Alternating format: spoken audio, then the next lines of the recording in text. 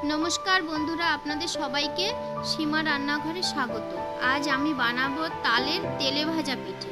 तालेर तेले भाजा पिठे बानाबार जोन्नो तो तालेर प्रयोजन, सेइजोन्नो एइ जे देखुन एखाने बाटिते आमी तालेर रस बेर करे निये नियेछि आर नियेछि एखाने 1 किलो मयदा আর নিয়ে নিয়েছি এখানে একটা নারকেল। নারকেলটাকে আমি কুড়িয়ে এইভাবে বাটিতে নিয়েছি।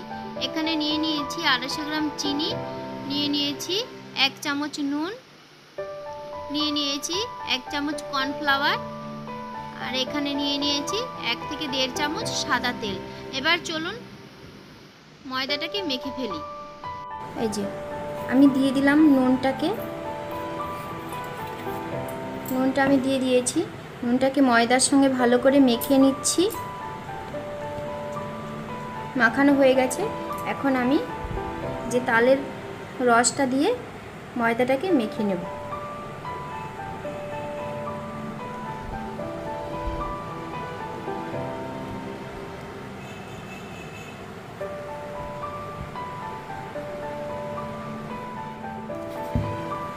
দেখেছেন কিরকম আঠা হয়েছে? একটু শুকনো শুকনো করেই মাখতে হবে, যে এরকমটা আমরা রুটি বেলার জন্য আটা বা ময়দা মাখি সেরকম করেই মাখতে হবে।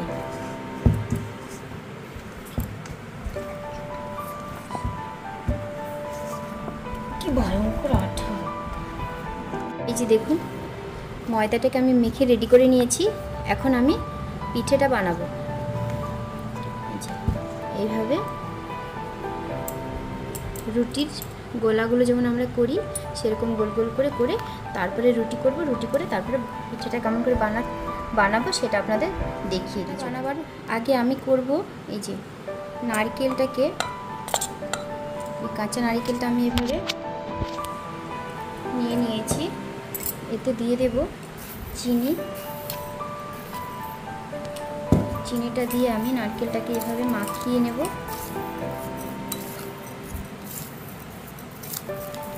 দেখুন মাখানো হয়ে গেছে। এখন আমি করব কর্নফ্লাওয়ারটাকে তেলের সঙ্গে মিশিয়ে নেব। এই যে তেল নিয়ে নিয়েছি, তার মধ্যে আমি কর্নফ্লাওয়ারটা দিয়ে দিলাম, দিয়ে এবারে মিশিয়ে নেব। কর্নফ্লাওয়ার আর সাদা তেলকে আমি মিশিয়ে নিয়েছি। এই যে মাখানো হয়ে গেছে। ব্যাস এটাকে সাইডে রাখবো। এবারে আমি পিঠেটা বানাবো। রুটিটা বেলতে শুরু করে দিই।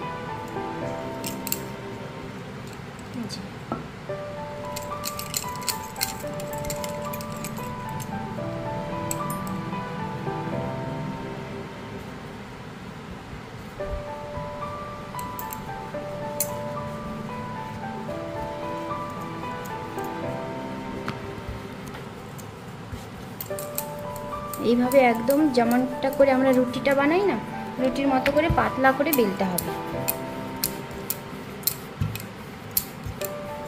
যে দেখুন রুটিটা বেলা হয়ে গেছে। আর এরকম ইয়েটা করেছি মোটা আর পাতলার ইয়েটা আমি বুঝিয়ে দিচ্ছি। দেখুন এরকম মোটা করবেন, এরকম পাতলা করবেন, এতটা এরকম টাইপের করবেন। এবার চলুন আমি কী করবো, এই যে এরকমটা ছোট্ট বাটি নিয়ে নিয়েছি। বাটি দিয়ে আমি করব এভাবে কেটে কেটে নেব।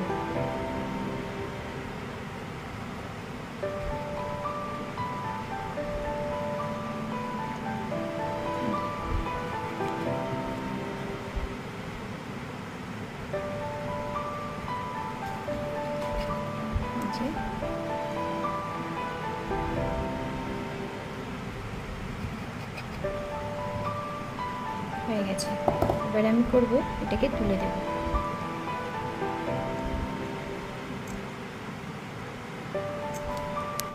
এরকম করে কেটে নিয়েছি আমি। এখন আমি এগুলোকে একটা সাইডে রাখবো। আর এই যে একটা আছে এটার গায়ে আমি এইভাবে এগুলোকে মাখিয়ে দেব।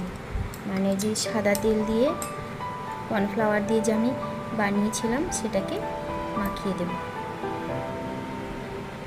দিয়ে উল্টিয়ে দেব। তারপরে আমি দিয়ে দেব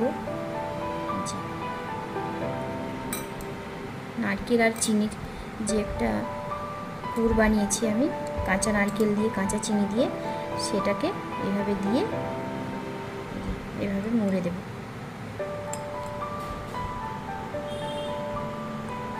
যে এইভাবে হাত দিয়ে একটু টেনে টেনে দেব।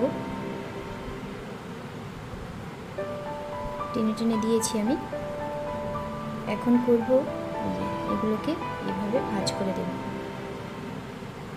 যেন মুখটা ফেটে না যায়, ভেতর থেকে নারকেল আর চিনিটা না বেরিয়ে আসে। এই দেখুন এভাবে বানিয়ে নেব। সমস্ত পিঠেগুলো আমি বানিয়ে নিই, তারপরে আপনাদের দেখাচ্ছি। তখন আপনাদেরকে দেখালাম বাটি দিয়ে কেটে পিঠেটা বানিয়েছি। আমি এখন আরেকটা দেখাবো। আমার কাছে একটা পিঠের সাজ আছে, সেই সাজটা দিয়ে বানিয়ে দেখাবো। এই যে দেখুন, এটা দিয়ে বানাবো। এই যে এরকম করে রুটিটাকে আমি পাতলা করে বেলেছি, বেলে এই যে রুটির নিচে এইভাবে দিয়ে দিয়েছি। এখন আমি দিয়ে দেব এখানটায় নারকেলটা দিয়ে দেব। নারকেল আর চিনির যে আমি পুরটা বানিয়েছি সেটা এখানে দিয়ে দেব। দিয়ে তারপরে এইভাবে ঢেকে দেব। ঢেকে দিয়ে একটু জোরে করে চেপে দেব, দিলে এই দেখুন কেটে গেছে। এই দেখুন কত সহজে পিঠে হয়ে গেছে। এই দেখুন এগুলো আমি বানিয়ে নিয়েছি। এখন আমি এগুলোকে তেলে ভেজে দেখাবো কেমন করে ভাজতে হবে। চলুন, পিঠেগুলো ভাজার জন্য আমি উনুনে একটা কড়াই বসিয়ে দিয়েছি। কড়াইতে আমি সাদা তেল দিয়ে দিয়েছি। তেলটা গরম হয়ে গেছে। এখন আমি পিঠেগুলো ছেড়ে দেব।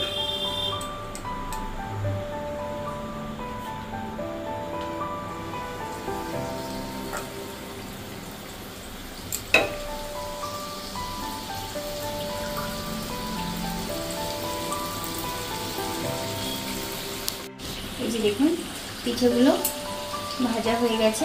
আর গ্যাসের ফ্লেমটা কমিয়ে দিতে হবে, কারণ তেলটা আমার প্রথমে প্রচণ্ড গরম হয়ে গেছিলো, তাই এইগুলো এরকম লাল হয়ে গেছে।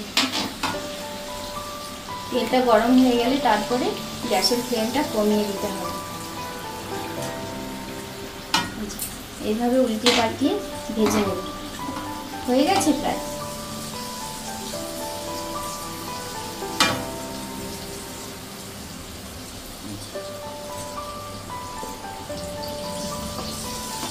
ঠিক আছে, এখন আমি পিঠেগুলোকে তুলে নেব।